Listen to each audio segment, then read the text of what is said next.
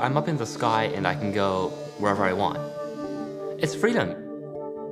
You know, I feel relaxed and calm and peaceful, like this is where I'm meant to be. I see a connection between what I can do on the internet and flying around in an airplane. Freedom to go wherever I want on the internet, make whatever I want, say whatever I want, freedom to fly. I mean, I like having choice and diversity.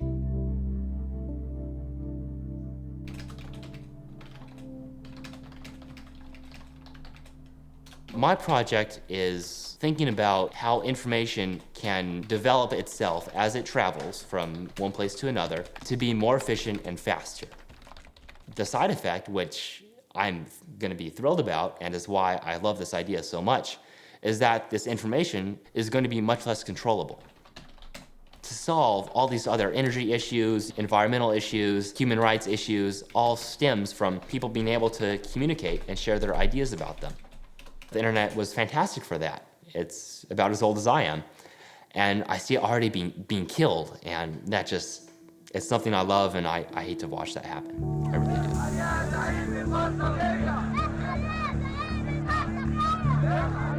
do. People essentially want to be free.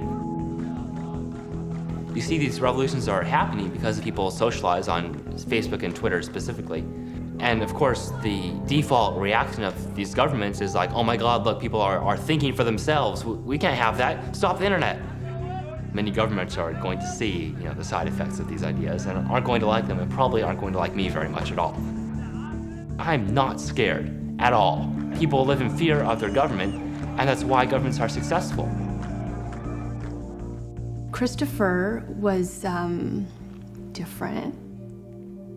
He was always really active. He just loved going fast. He is more of a risk taker. He's more of a daredevil kind of guy, even from the simple point of taking his little BMX bike and riding down our steep hill in front of our house with his feet on the handlebars. That's something I don't think I would have done when I was his age. He isn't comfortable with the status quo. He's always the kind of guy who wants to go and see how you can make things better, how you can change things for the better. A really cool thing about Christopher is I see him living a balanced life. I see him doing so many different things and making choices of what makes his life worthwhile.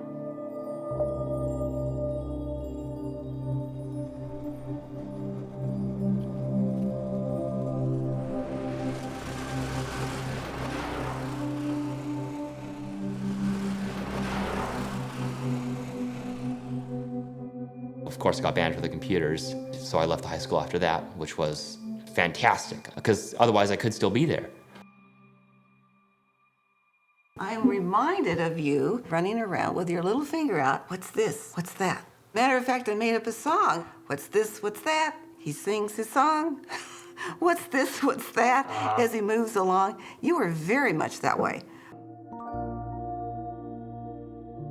In my high school, they were controlling the internet and didn't give students very much choice. They're all about, we're here about, focusing on the student, and school isn't about the student anymore. It's very important that somebody doesn't come along and say, you can't think that way because it might disrupt society. Being prudent has its place, and it also can be a fault. Being a risk taker, I think that's going to take him farther than prudence would.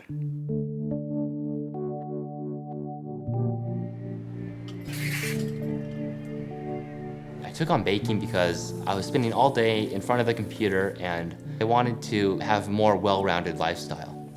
I've worked in a bakery, I've washed dishes, and I've also talked to these high-end tech people. And to have done all that, I think, gives me a much better globalized view about how the world really is. And I think that's essential to understand as an entrepreneur. Can you walk the lane? Come on, get your hand down here. This has been my only home, so I'm pretty attached to it. San Francisco offers some great opportunities, though, and I'm probably going to end up moving there. Companies up there, Twitter, Facebook, and others, is going to be just so invaluable that I can't give that up. The fellowship is going to encourage me, I think, to make more radical decisions than I otherwise would have for myself. That's what I'm really excited about. I think I'm ready to move on.